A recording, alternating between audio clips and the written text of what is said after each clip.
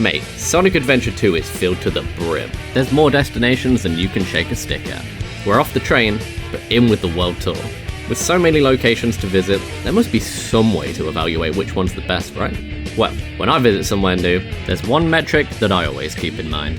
How amazing would it be to drink a beer in some of these ridiculous places? From the city to space, we've got quite the quest on our hands, because despite all of the options, this was a hard video to make. I had to get a bit outside of the box for this one. Please enjoy watching my most difficult journey so far, as I once again answer the age-old question.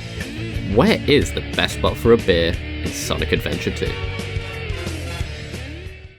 City Escape's up first on the chopping block, and it's got a few hits and a few misses. There's more danger than you'd anticipate here. The bottomless chasms along the set of stairs are quite unappealing, especially after a couple of Coronas. Don't want to be too wobbly around here. I originally thought that the tram had to be a contender. After all, what's the point of public transport if not to be drunk on? But then I clocked the launch pads right in front of it. Health and safety nightmare, and a real problem for chunder potential. I don't want to be hurtled down the streets at those speeds, thank you. An interesting spot to take note of is the famous San Francisco flying cars. Something I do like though is the amount of recycling going on. Next to every bench we've got a conveniently placed bin to chuck your beer once you're done. And then, that's when I saw a relic from the past. 99 cents for a burger, are you mad? That's like 70 pence in England money. Take me back to 2002 for a cheap beer and a cheap burger, please. Honestly, I paid £6.60 for an Estrella the other day. What's going on? I had to take out a mortgage at the bar. One massive plus of City Escape is the sun. Are there truly many things better than a cold beer in the beating sunshine? And because of that, the best spot in City Escape has got to be the park. I'd advise diving under the shade of one of the trees. Everybody loves the 2 beers and to go to sleep combo. Just don't end up getting trapped on the boost pads, yeah? Tree in the park is going to kick us off with a cool. You've got something in your hand and I have to guess what it is. Yeah. Does it begin with R and end in Ed Stripe? It is in fact a red stripe. A pint can, no less. Does your city turn into an entirely different place when it gets dark? I live in the Midlands. At night time, things can get a bit more heated. It's the same case here. The feds are out in full force compared to the day, Shadow's got jets on his case, and Tails is blowing shit up left and right. Under the cover of darkness, it's a little bit more scarce to find some spots, and I think that makes sense. Nighttime is when people switch over to spirits. If you're having a beer at this late in the evening, you're really doing it for the love of the game, and I respect you. Maybe to find a great place, you've got to go for a vantage point, like at the peak of the bridge. Or maybe the start of the roads. Hope my Uber doesn't take me down there. You've got the incredible view of the city lights. You can have one of those reflect in the night type beers. But if you're a long time viewer, you'll know my opinion on heights. Let's keep our feet on the ground, shall we? If you do a little 180 at the start of Mission Street, there's a nice quiet bench with a street light. Maybe you can do a little waiting on the bench for a taxi to arrive type of beer. Man, the last time I did that we were drinking Buzzballs. Don't ever get a Buzzball, mate. Tastes like anthrax. But unfortunately that's as good as I can find here. Maybe we should head underground to avoid the coppers.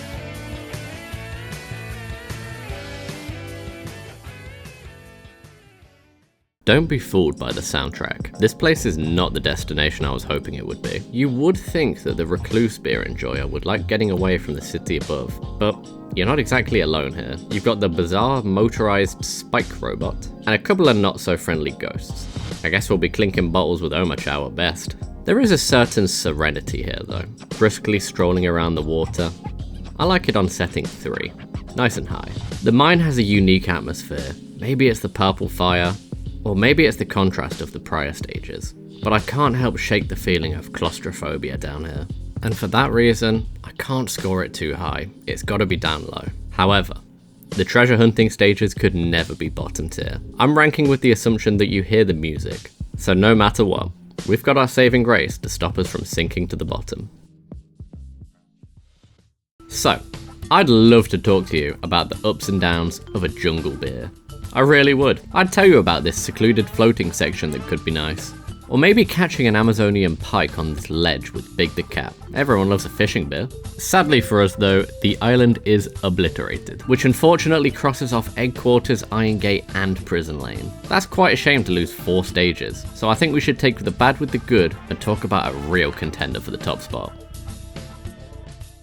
I don't know about you, but a tropical retreat beer sounds splendid to me. At the Dry Lagoon, I'd be packing a case of FS. In the process of hunting for beer spots, I think this is our holiday destination. We're boxed in by these walls, almost feels like a resort in and of itself.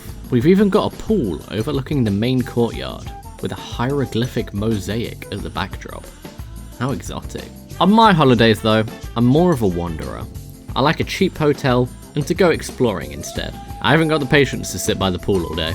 If you want to go for an explore here, you can hop on the turtle and you'll be transported to a bit of a history tour. Take yourself a Weihenstephan for this part. You can see the pharaoh, you can see the ruins in the background, and you can see whatever this might be. It's hard to argue against a location like this. It's all the best parts of a holiday rolled into one, and just when you think it's a solid high tier spot, open your ears to the soundtrack. That's what brings it to the next level, and that's why it's our first stage in a league of its own.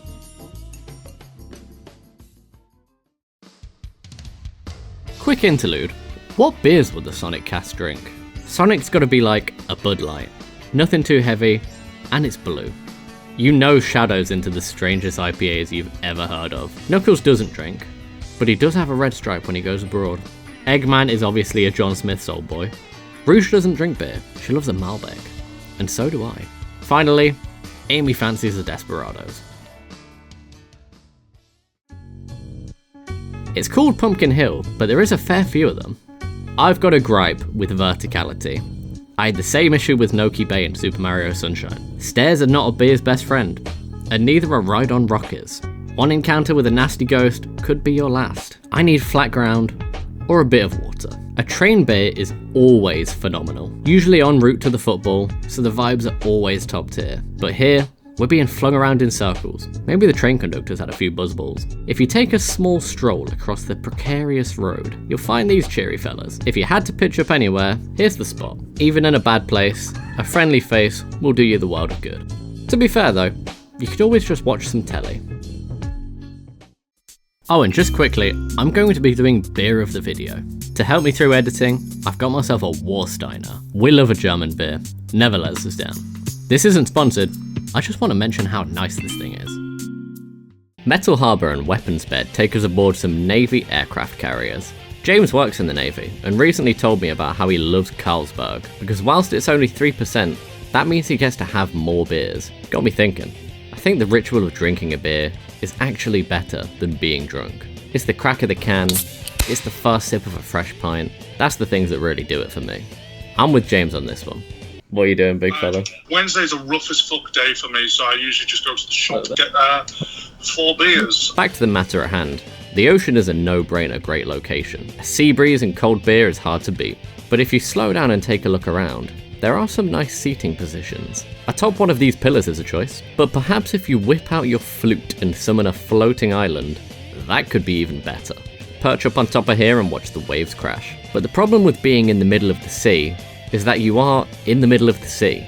It's not as great as it seems. There's not loads to do around here. Ordering a kebab might be difficult, so for that reason, I'm going to stick it in the middle. This game's a lot more difficult to dissect than I anticipated. It's a bit more fantasy than Adventure 1. The lack of civilization forces you to use your imagination a bit more, and once we reach the desert, that's when it starts to kick up a notch. We're in Egypt, judging by the pyramids, and whilst I've never been there myself, I've had my scouts tell me that Greek beer mythos is commonly served in the bars. This sets us off on the right foot. I feel like the night has a bit more atmosphere.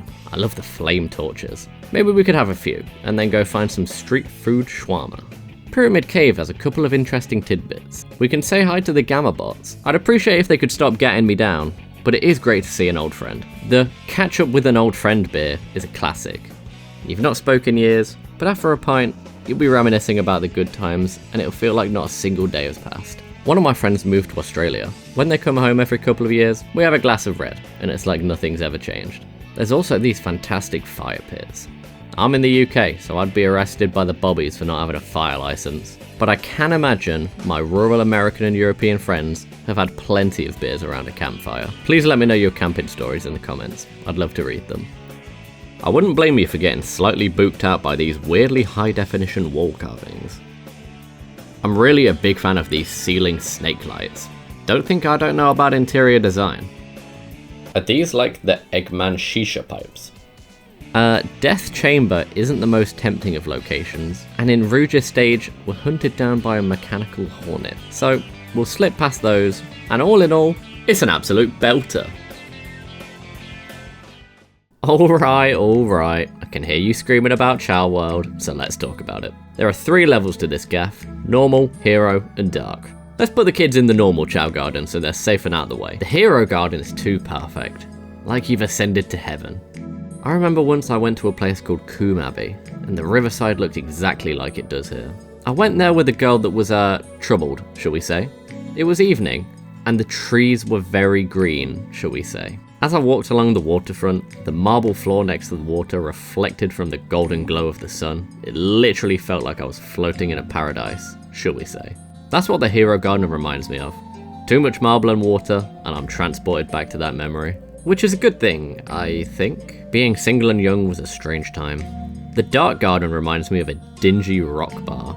Whack a stage and a little band on the little island. Maybe a bar over here. If you could do that, you've just made yourself a spot for all the goth girls to come to. And who doesn't love that? That's fun for everyone. Now, sometimes a beer is a great partner to an activity. And by far the best partnership is beer and sports. You can pull a Randy Marsh and cheer on your boy from the sidelines. I'm sorry, I thought this was America! But you might need a beer after you watch your son get his teeth kicked in. Chow World in its entirety is in a league of its own. Humanity's final frontier is our final destination of the video. Strap yourselves in because we're off to space. We'll work our way up towards the Ark. Let's start with Meteor Herd. Is this Knuckles' best song? I think it might be. The production on this one is too clean. On the Floor is no good.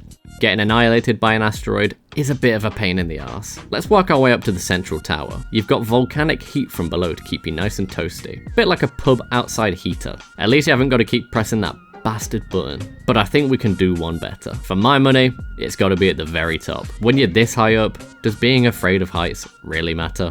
Was another 100 meters. Since I started recording this video, I've also conquered my fear of heights after completing a Go Ape course in Sherwood Forest. Here's me crash landing.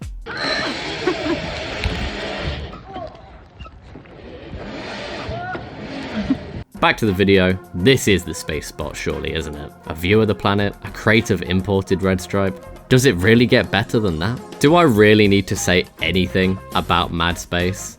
This is quintessential headache. Drinking here will be like you're hungover before you even take the first sip. Seriously, this might be the worst place for a beer in all of my videos so far. Its only redeeming factor is the soundtrack. Espionage bangers for days. Team Dark is lacking in space. Shadow's doing absolutely no better up top.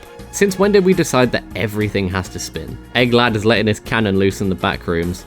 I like the atmosphere in here, but I'm not sure it's a beer location. Maybe some of you reckless folk have had a few beers after sneaking into an abandoned warehouse or something like that. That's what Lost Colony feels like to me. You know, if I was a reprobate. There is only one location I could think of for a beer in Final Rush, and that's on the platform just before the leap of faith. Gonna need some liquid courage to fling yourself off the rail down here. What I will say though, is the viewing platform looks fantastic. You know the one where they look down to the earth at the end of the game? That's the best spot up top, in the safety of the inside, but with the best view of them all. When it's all said and done, I think space is pretty cool. After that adventure, Dry Lagoon stands at the top of the tier list. What? Are you expecting me to say about how Green Hill Zone feels like home and I long for the past? Nah, forget that. None of that rubbish. It's way too bright. It's like someone hoid a flashbang at me. But I have come to a different conclusion. You can travel the world, collect as many rings as you want. You could even blast off into space. But the best location will always be down the pub with your mates. Thanks for watching. Sorry you guys were stuck with me this whole video. James and Lorenzo will be back next time for Majora's Mask. If you want to hear more of my ramblings, I'm uploading a Behind the Beard video on my second channel. Please check it out. After that, we take a little break to Woohoo Island. If you'd like to help out or just want to come chat with us, join us in the Discord. There's over 100 of us chatting absolute bollocks. And finally, thank you to all of my incredible channel members. I couldn't do it without you. Consnip, Aussie Wheel, Metal Pipe, Perseus, AE Null, Chance, Vanilla Gorilla, The Cougar Hunter, Evil Girl Lily, Erasal V4, Caffeine, Timster, Leonidas, and Blue Jay. I'll catch you all next time.